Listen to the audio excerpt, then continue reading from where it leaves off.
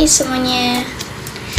Di sini saya Lulu Auliani akan membahas mengenai paradigma positivisme dan post-positivisme dalam kasus penembakan Brigadir J atau Brigadir Joshua.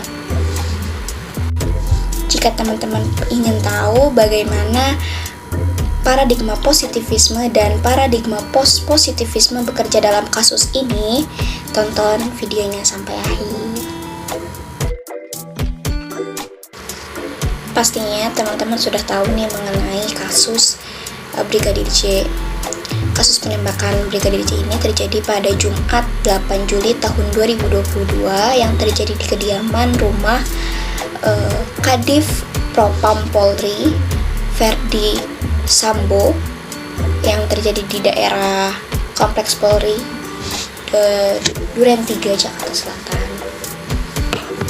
Insiden baku tembak yang menewaskan Brigadir Nofriansah Joshua Huta Barat alias Brigadir J ini memberikan banyak tanda tanya di benak masyarakat. Kenapa tidak? Karena terdapat beberapa kejanggalan yang menimbulkan spekulasi tersendiri bagi beberapa pihak.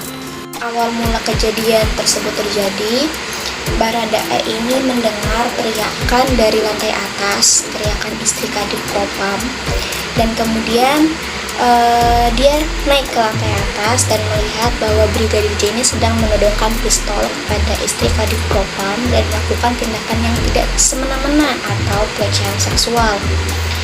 Dan saat ketahuan, Brigadir J ini langsung menembak kepada Baradae, yang akhirnya dari situlah terjadi baku tembak antara Brigadir J dan Baradae. Dari awal kejadian, pihak kepolisian sudah menyampaikan beberapa kronologi kepada pihak media. Namun, masyarakat tidak percaya dan merasa bahwa ada kejanggalan dalam kasus penembakan Brigadir J ini. Dan sekarang, kasus ini masih belum selesai untuk diungkapkan kebenarannya seperti apa, karena dari pihak keluarga Brigadir J ini merasa bahwa tidak mungkin Brigadir J ini melakukan pelecehan seksual terhadap istri Kadif Propam Mabes Polri,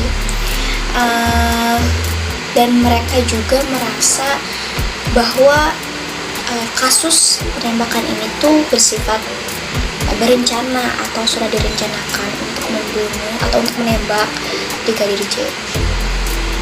Dari pihak keluarga sempat mengajukan tuduhan atas pembunuhan berencana yang dilakukan oleh yang bersangkutan terhadap penembakan kasus Brigadir J.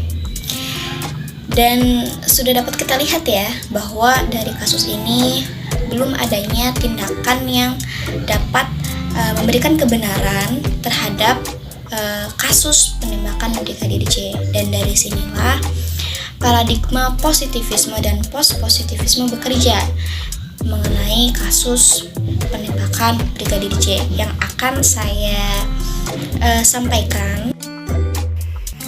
Mengenai paradigma post-positivisme terhadap kasus penembakan Brigadir J, terdapat sekali banyak asumsi-asumsi yang faktanya tidak bebas nilai atau hanya teori saja.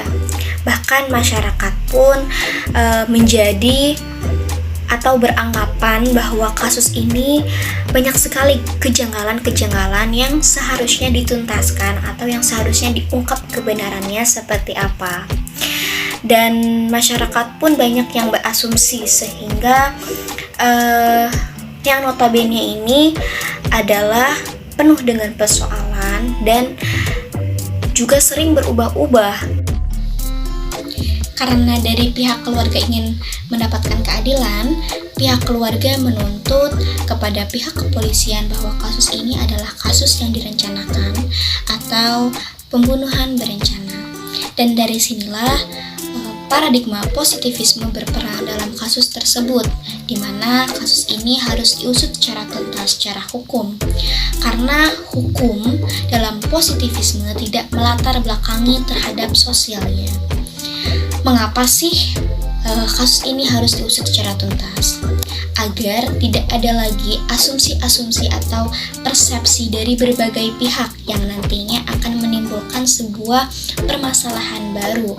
Dan dari sinilah aparat hukum perlu tegas dalam menangani kasus penembakan Brigadir J.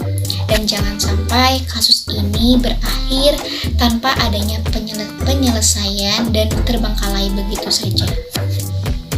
Dalam kasus ini, kita sudah bisa menentukan bagaimana paradigma positivisme dan paradigma post-positivisme bekerja.